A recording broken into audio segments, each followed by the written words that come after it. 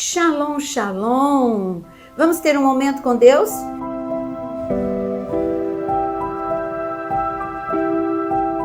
Eu quero te convidar a você se inscrever no meu canal, se você ainda não está inscrito, e também a compartilhar este vídeo com muitas pessoas. O nosso tema hoje é: se só você pode destruir os planos de Deus na sua vida. Essa afirmação é um pouco dura, porque nós temos a tendência de terceirizarmos a culpa.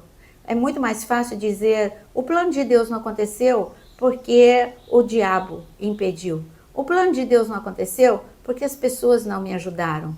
Fica muito mais fácil dessa forma, não é? O plano de Deus para você, a vontade dele para você, é uma vontade boa, perfeita e agradável. A vontade de Deus para Adão e Eva era que permanecessem no Éden, na presença de Deus, vivendo o melhor de Deus. Mas os planos de Deus foram frustrados, não porque o diabo, a serpente, foi convencê-los, mas porque Adão e Eva aceitou essa sugestão. Então, quem impediu, na verdade, o plano de Deus foi Adão e Eva. Os planos de Deus não podem ser frustrados. Quem disse isso? Jó. Jó foi um homem que viveu muitos problemas: enfermidade, problema financeiro, problema familiar, tragédia, solidão, abandono, tantos problemas. Um livro que, ao chegar no capítulo 42, este homem tem essa revelação. Depois que Deus fala com ele, ele tem essa revelação. E ele mesmo diz em Jó 42, versículo 2, bem sei que tudo podes e nenhum dos teus planos pode ser frustrado. Esta revelação que Jó teve é muito forte. Ele disse: nenhum dos teus planos pode ser frustrado. Eu posso frustrar os teus planos. E qual era o plano de Deus na vida de Jó? Era surpreender as trevas, era confundir as trevas, era que a vida de Jó chegasse não só no momento em que ele vivia, aos seus conterrâneos, fosse um impacto de testemunho, mas chegasse até nós com esse impacto de testemunho. Quando Jó, ele estava desta forma que eu falei, com necessidade, com problema, com enfermidade, Deus disse aos amigos de Jó: peguem muitos animais, e Deus ainda dá o número dos animais para os amigos de Jó. Em Jó 42, no versículo 8, agora peguem 7 novilhos, 7 carneiros, vão até meu servo Jó e ofereçam holocausto em favor de vocês, e o meu servo Jó orará por vocês, e eu aceitarei a intercessão dele, para que eu não os trate segundo a falta de juízo de vocês, porque vocês não falaram a meu respeito o que é reto, como o meu servo Jó falou. Então Deus falou para os amigos de Jó: peguem animais, levem para Jó, e Jó vai orar por vocês. Jó não impediu o plano de Deus, porque quando esses homens chegaram até Jó com os animais, Jó poderia dizer: vocês estão aqui, tem certeza que vocês vieram pedir para que eu ore por vocês? Eu que preciso, eu ainda estou sem dinheiro, eu ainda estou doente, eu ainda estou debaixo de um impacto de muitas tragédias. Vocês que têm que orar por mim. Mas Jó, mesmo sem entender, ele obedeceu. Jó orou, e está escrito que Deus aceitou a oração de Jó em relação aos seus amigos. E imediatamente o céu abriu, e os planos de Deus, a vontade perfeita de Deus, aconteceu na vida de Jó. Naquele momento ele foi curado, ele foi restaurado, ele foi restituído, e Jó foi restituído em dobro tudo aquilo que ele tinha perdido. Por isso, eu digo que a vontade de Deus era abençoar, impactar as trevas e confundir as trevas. E o plano perfeito de Deus aconteceu porque Jó não impediu. Mas tem um grande homem de Deus que impediu o plano de Deus. E este grande homem de Deus se chama Jonas. O profeta Jonas, ele morava, claro, em Israel.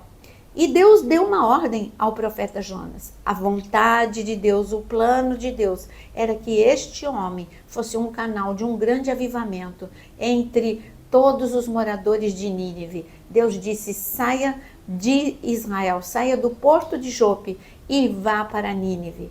Eram 800 quilômetros e haveria um grande impacto da presença de Deus em Nínive. Mas o profeta Jonas, ele impediu o plano de Deus. Impediu o plano de Deus na vida dele, porque o plano de Deus para Nínive não deixaria de ser cumprido. Deus levantaria outra pessoa. Mas Deus estava dando o privilégio de Jonas ser o canal. E então Jonas, ele disse não. E Jonas, ao invés de ir para Nínive, que era a 800 quilômetros, ele foi para Tarsis, 4.000 quilômetros.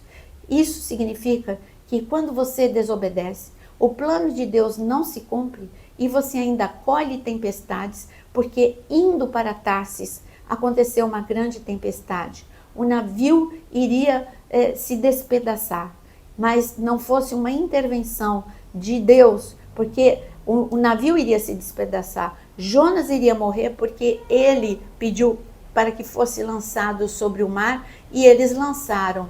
Mas Deus veio com o socorro e um grande peixe engoliu Jonas e o protegeu.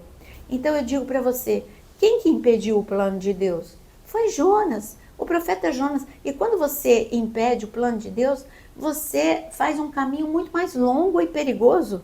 Você viu a tempestade, ele iria navegar 3.000 quilômetros a mais de 3.000 quilômetros a mais. Os caminhos fora da vontade de Deus são muito longos e perigosos. É muito mais fácil você aceitar qual é a vontade de Deus para a sua vida. É que você tenha fé, é que você ore, é que você jejue, é que você tenha uma vida de intimidade com Ele. É que mesmo quando tudo diz que não, você continua crendo. Essa é a vontade boa, perfeita e agradável. Você viu que com Jó tudo foi transformado. E você vê aqui que no momento que Jonas, ele aceita a vontade de Deus, tudo bem, Senhor, eu me arrependo, eu aceito a tua vontade. Deus refez o caminho e colocou Jonas em Nínive. Nínive recebeu o grande avivamento e o profeta Jonas teve o privilégio de poder ter sido usado por Deus. Então creia, meu querido, pare de responsabilizar as trevas. Você é responsável por dizer sim ou não. Rebeca, para ir ao encontro do noivo dela, ela teve que dizer sim. E isso está em Gênesis capítulo 25. Ela teve que dizer sim. Diga sim para você todos os dias ir ao encontro do noivo. A fonte de poder, a fonte de alegria, a fonte de salvação, a fonte de milagres. Deus é a fonte de milagres. Quando você se afasta da presença de Deus, quando você diz não, Senhor, você está fora da vontade de Deus e você vai viver grandes destruições. A mesma coisa com Pedro. Olha que Jesus avisou, Pedro, o diabo está querendo cirandar. Então quem é que impediu? Ah, mas quem impediu o plano de Deus foi o diabo que cirandou na vida de Pedro e que o induziu a negar a Jesus. Não, ele pode ter até sugerido, mas quem aceitou a sugestão foi Pedro. Por isso que eu digo para você, só você pode impedir o plano de Deus de acontecer na sua vida. Mas a boa notícia que eu tenho para te dar é que Deus sempre nos dá uma nova chance. E Ele está te dando essa nova chance hoje. Diga, Senhor, eu me rendo a Ti. Senhor, eu entrego os meus caminhos a Ti. Eu confio em Ti, eu descanso em Ti, eu entrego, porque o Senhor, Ele diz, entrega o seu caminho ao Senhor, confia nele e o mais Ele fará. Então faça isso no dia de hoje, entregue o seu caminho ao Senhor, confia nele e o mais Ele fará. Não impeça a obra que Ele quer fazer no seu coração, na sua mente, na sua família, na sua vida como um todo. Aceite o plano e a vontade de Deus sobre você. Viva o melhor de Deus e não impeça o plano de Deus. Que o Senhor te abençoe e que você possa ter uma vida de grande intimidade com Ele. E eu quero ainda dizer para você, compartilha com a oração este devocional. Na verdade é um devocional com muitas pessoas que podem ser abençoadas. E eu não posso deixar de orar com você. Senhor, Deus Todo-Poderoso, maravilhoso, Deus fiel, justo. Senhor, eu quero neste dia, no dia que se chama hoje, junto com todos, irmos à tua presença e dizemos: nós nos rendemos a ti. Queremos a tua boa, perfeita e agradável vontade. A nossa vontade, ela é falha. A nossa vontade sempre vai buscar atalhos destrutivos, mas nós nos rendemos à tua vontade.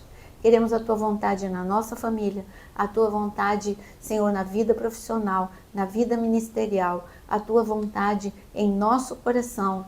Reina, reina sobre nós, em nome de Jesus. Amém. Que Deus te abençoe, meu irmão, e até o nosso próximo vídeo.